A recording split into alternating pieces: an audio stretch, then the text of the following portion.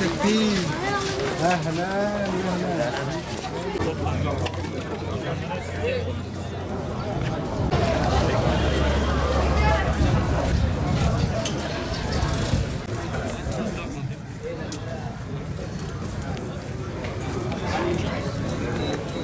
Yayınlayarak yaşananlara seyirci kalmaktadır. Bazı vicdan sahibi ülkeler tek çözüm yolunun askeri güç kullanmak olduğu kanaati oluşmuştur.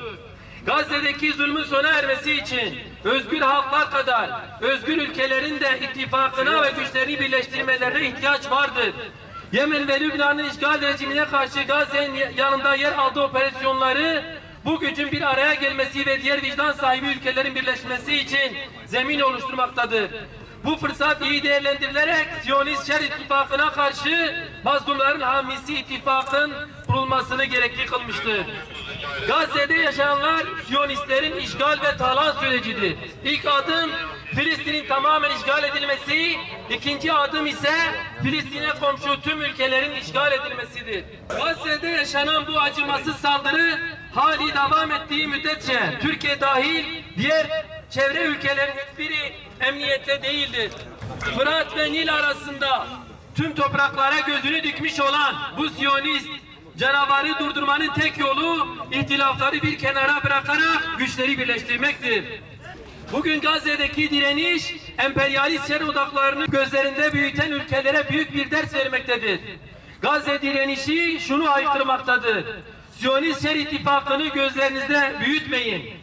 Gazze direnişi Allahü Teala'nın zafer vaadine iman ederek yola çıktı. Ey Müslüman liderler ve özgür halklar, sizler de bu kahramanları örnek alarak bir araya gelip Siyonist işgal ittifakına karşı bir cephe oluşturabilirsiniz.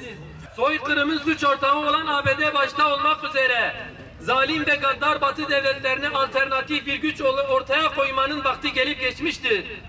Kardeşlerim, Gazze'de soykırım devam ederken soykırımın asıl faili ve finansörü ABD tarafından Siyonist terör rejiminin sözde başbakanı, eli kanlı, soğukkanlı katil Netanyahu ABD'ye davet edilip kongrede bir konuşma yapmasına imkan verilmiştir.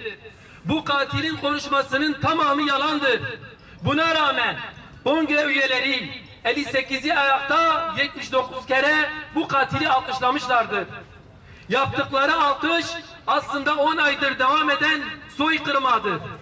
Bu korkaklar ateşkes olsun, kan dursun diyeceklerine soykırımı alkışlamayı tercih etmişlerdir. ABD'nin bu tavrı terör rejimi İsrail'in yapmış olduğu soykırımın arkasında aslında kimin olduğunu, soykırımın asıl failinin kim olduğunu bir daha ortaya koymuştur. Şeytanlar yeryüzünde ayin yapsa bu soykırımı alkışlayan kongre üyeleri kadar cüretkar olmazlardı. Ama Rabbimizin şu ayetini daima hatırda tutalım. Sakın Allah'ı zalimlerin yaptıklarından habersiz sanma. Ancak Allah onları cezalandırmayı korkudan gözlerin dışarı fırlayacağı bir güne erteliyor. Kahrolsun ABD, kahrolsun soykırımcı İsrail, zalimler için yaşasın cehennem. Destek sağlayan ürünleri boykota devam ediyoruz. Filistin devletinin tanınması ve Gazze'de katliamların durması için çaba sarf eden devletlerin ve uluslararası alanda bu yönde başlatılan tüm girişimlere destek veriyoruz. Hamas'ın Gazze'de kalıcı ateşkesin sağlanması yönündeki şartlarını destekliyoruz.